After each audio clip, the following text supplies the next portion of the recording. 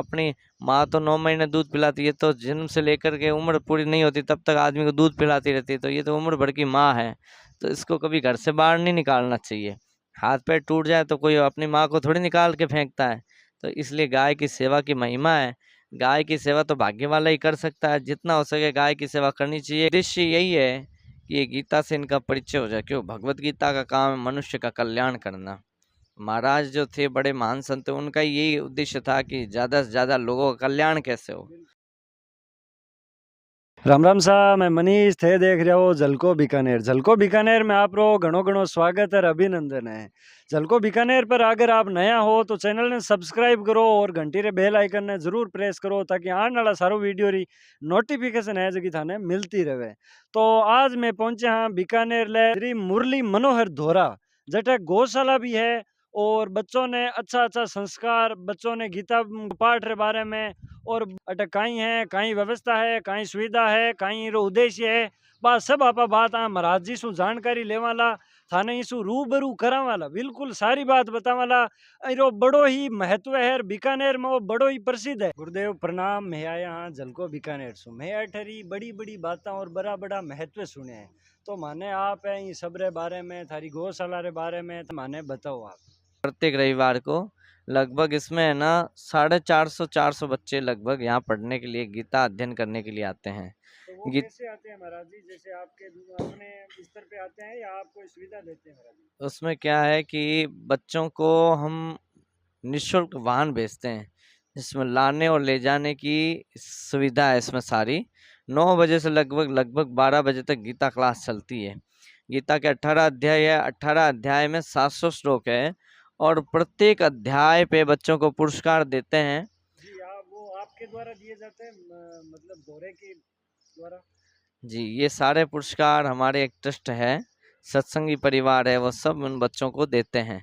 तो 18 अध्याय पर 18 पुरस्कार देते हैं, प्लस पूरी गीता सीखने के बाद एक शोरूम से साइकिल देते हैं और आना और जाना, लेना लाना, बच्चों को टाइम पे घर पे छोड़ देना।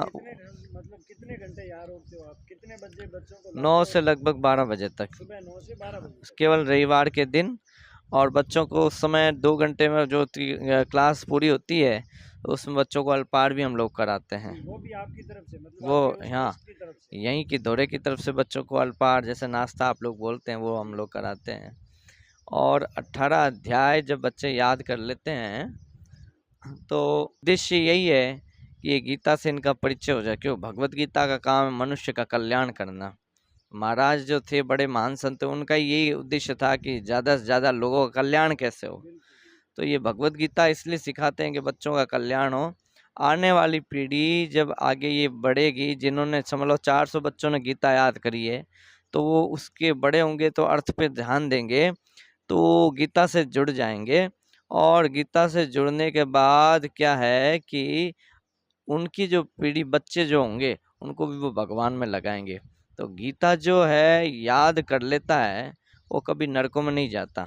गीता याद करने वाला तरण और तारण करने वाला दोनों ही बन जाता है। अपना स्वयं भी तर जाता है और दूसरों को भी तारने की शक्ति गीत उसमें आ जाती है। भगवान कहते हैं कि ये जो मेरे गीता को याद कराता है, गीता की बात कहता है, गीता को जो धारण करता है, इस पृथ्वी भर में मेरा प्रिय कार्य करने वाला उसके सिवा दूसरा कोई प्रिय हुआ है ना होगा। तो वो भगवान का प्रिय हो जाता है जो गीता याद करता है। गीता इस जन्म में याद कर लेता है तो उसको आगे कई जन्मों तक गीता याद रहती है।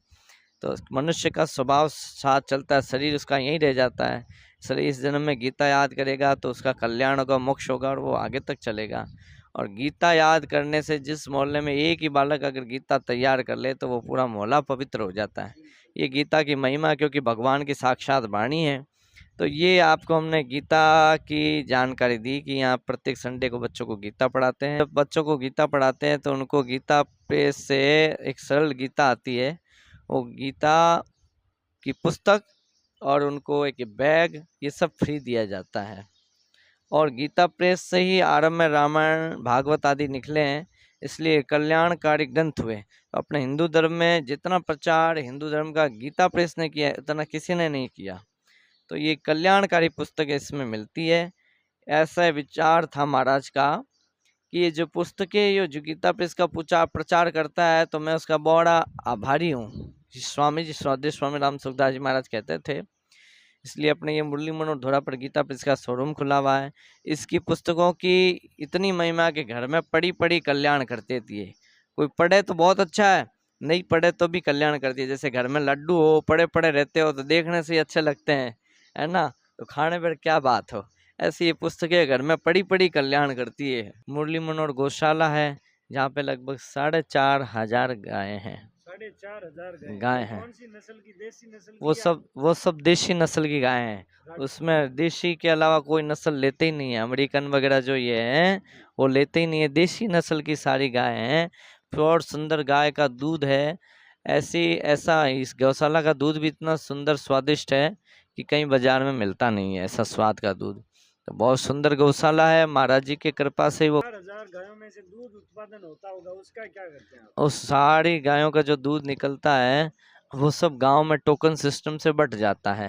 आसपास? हाँ, और उससे जो कलेक्शन होता है वो गायों के लिए, स्टाफ के लिए, इन सब के लिए यूज हो जाता है। मैंने अपनी माँ तो 9 महीने दूध पिलाती है, तो जन्म से लेकर के उम्र पूरी नहीं होती तब तक आदमी को दूध पिलाती रहती है। तो ये तो उम्र भर की माँ है, तो इसको कभी घर से बाहर नहीं निकालना चाहिए। हाथ पैर टूट जाए तो कोई अपनी माँ को थोड़ी निकाल के फेंकता है। तो इसलिए गाय की सेवा की महिमा है। गाय की सेवा तो भाग्य वाला ही कर सकता है। जितना हो सके गाय की सेवा करनी चाहिए। घर में गाय इसकी दूध नहीं दे तो भी सेवा करे, क्योंकि माँ है वो, अपनी उसकी पूजन करे, उसको प्रणाम करे। जिस गाय में घर में गाय होती है तो वहाँ देवी लक्ष्मी की कृपा होती है।